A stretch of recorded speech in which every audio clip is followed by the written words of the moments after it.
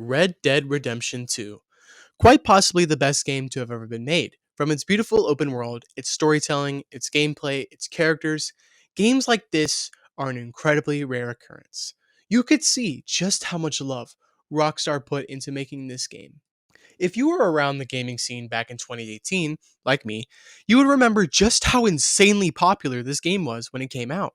This game spawned so many different memes and pretty much took over the entirety of the internet from October to January. I had a goddamn plan! The effect that this game had on pop culture cannot be understated. In fact, one of the most popular singles of all time, Old Town Road by Lil Nas X, could have only happened with the culture around Red Dead Redemption 2. Nas knew this and made a music video solely filled with clips from Red Dead Redemption 2. It launched a movement of memes the internet had never seen before, and Rockstar knew they had something great. So, what happened? Why has Red Dead Redemption 2 sort of faded away from the gaming world? Why hasn't it seen the same success as Grand Theft Auto 5 despite being more critically acclaimed? Welcome to the Zinnie Show, and today we're going to go over the tragic death of Red Dead Online. Red Dead Redemption 2 initially released on October 26, 2018 for the PlayStation 4 and Xbox One. It had been over 8 years since the original game, and as I said earlier, it took over the gaming scene. It sold 17 million copies in its first week, generating over $700 million in profit. So, Rockstar rushed to put out the online component as early as possible, and on November 27, 2018, Rockstar released the online mode of Red Dead Redemption 2 called Red Dead Online to people who own the special edition of the game. And let's just say it was one of the online modes of all time. They kept a couple of things, the Stranger's mechanic and the beautiful world, but nothing else was really in this game. Red Dead Online at this time was pretty much just a PvP mode with the beautiful backdrop of Red Dead Redemption 2's world. And inflation was a bitch in Red Dead Online. You thought Joe Biden's America was bad? Go back to McKinley's America. At this time, most Americans only made about $500 to $1,000 annually. Literally, you could sell a gold ring for $1.10, but baked beans were $1.20, and a shotgun costed $900. You can go online and find shotguns nowadays that are cheaper than this, and this was 125 years ago. I think the reason why they did this is to make the game super unfair, so you would buy gold and unlock the items you wanted earlier, like a shark card, but scammier.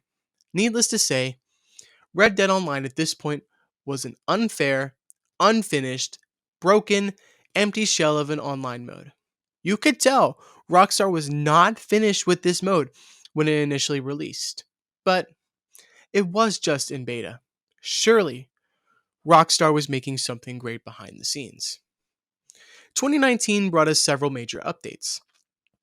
On January 10th, they released the Gun Rush update, which added a Battle Royale mode. However, players were more excited about the bug fixes, and boy, did they fix a lot of fucking bugs. On February 26th, just a month after they dropped the Gun Rush update, they released the beta update. It didn't add much content besides weapons like the Lamont revolver and clothing. It did, however, add in daily challenges, which made getting gold a lot easier. You could get up to 5 gold bars a day, and that doesn't sound like a lot. But at this point, the Mauser was $600. You could get gold to get the Mauser pistol for 24 gold bars. That's only 5 days of doing daily challenges. Also, fun fact, the Mauser was only 35 fucking dollars in 1899, and that's a 1614% increase to get it to $600. Thanks, McKinley. In May, Red Dead Online officially exited its beta phase, and the game was now accessible to any player who owned a copy of the game. It added new clothes, weapons, and challenges, alongside the most beloved Red Dead Online update ever, poker. It also added new boring story content, which introduced characters like Jessica Leclerc and Samson Finch, who nobody fucking cares about. On September 10th, the first new update since the game exited beta brought the Frontier Pursuits update, which by far introduced the most new content since the game came out. It added 3 new roles: Bounty Hunter, which is self explanatory, Collector, which saw you buy treasure maps and go around the world looking for treasure to sell, and Trader, which you would find animals to hunt and then sell. However, in order to gain access to any of these roles, you would have to spend 15 gold in order to access it. However, they had a sort of battle pass like feature in which you could unlock rewards when you gain XP in the role. This update also brought the first Outlaw Pass, which is kind of like a Battle Pass, and it functioned the same way as the Role's Battle Pass. When you gain XP, you are able to unlock rewards for free. And once you finish the Outlaw Pass, you would get your gold back, so it was a win win situation. Just 3 months later, in December, Rockstar added another role, the Moonshiner. This update brought the closest feature to having your own home in Red Dead Online with the Moonshine Shack. It also added a new campaign called A Life of Shine, where you help this woman called Maggie restart her moonshining business. I think it's probably the best update Rockstar has ever added to this game. However, all players knew what they wanted. They wanted train heists, bank heists, and they wanted to live the old outlaw style, and Rockstar gave them what they wanted in July of 2020 with the Naturalist update. This update added legendary animals from the campaign, which was a good thing. However, not much else came from this update. They added a new character, which I genuinely forgot the name of because I hated her so much. She wants you to go out to sedate animals to sample them and bring them back to her. This was the fifth and final role that Rockstar added to this game. However, in December of 2020, they released a major update to the bounty hunter role, adding in things like another outlaw pass and legendary bounties, which, to give Rockstar credit, are really fun to play. It also added 10 more levels to the bounty hunter battle pass thing. However, Rockstar still hadn't quenched the community's thirst for a content update that would add heists, or one thing that I personally like, the ability to own a ranch or a cabin. They also made Red Dead Online a separate product from Red Dead Redemption 2 that could be purchased for $20. One day, all the banks in the map randomly glitched out to where they could be explored. You could walk through the banks, open up drawers, and take things inside, leaving players to finally believe they were adding heists. And in July of 2021, they released the highly anticipated Blood Money update, which added a lot of things, but heists weren't one of them. It added a new character called Guledo Martelli, and I butchered his pronunciation.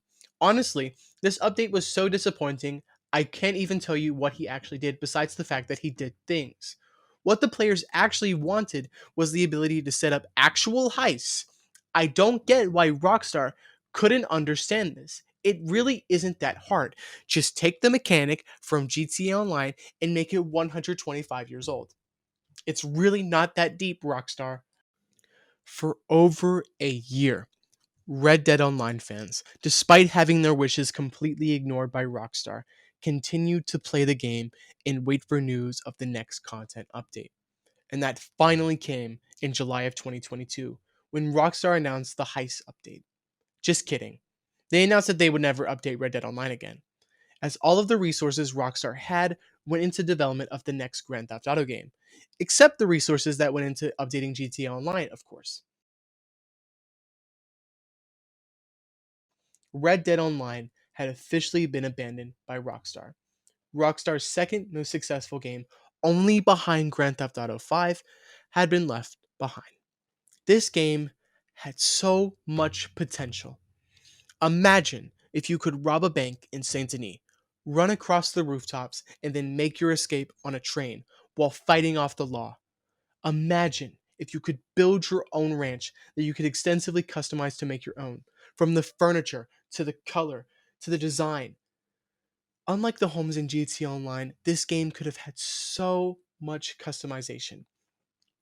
Rockstar abandoned Red Dead Online for one simple reason: they weren't willing to take the risk and create a truly fun, content filled, memorable experience like GTA Online, despite the fact they had every signal the game would be successful. I am 100% confident in the statement that if they had put the time and if they had put the effort, it would have made them a lot of money. I'm not sure if it would have made more money than GTA 5, but GTA 5 has made them almost $8 billion since it came out in 2013. In 2018, Red Dead Redemption 2 generated over $1 billion in just about 2 months, selling 23 million copies. To date, it's sold 50 million copies compared to GTA 5's 130 million. So Red Dead Online wasn't successful for one reason: they weren't willing to take the risk. So that's the tale of the tragic death of Red Dead Online. Thank you for watching, and I'll see you again soon. Later.